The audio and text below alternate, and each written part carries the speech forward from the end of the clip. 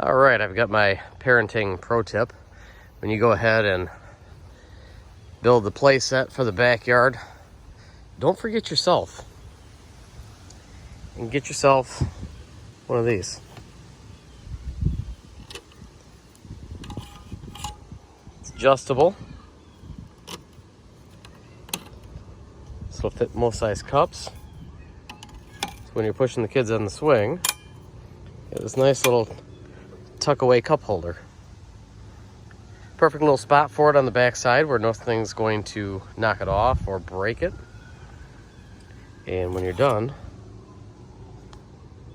squeeze it and tuck it away.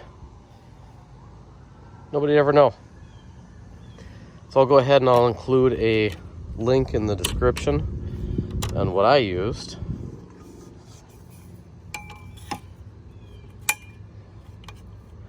It's a perfect little cup holder.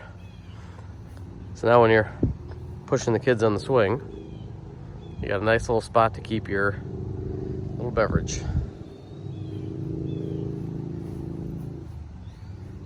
Check out the links in the description and enjoy.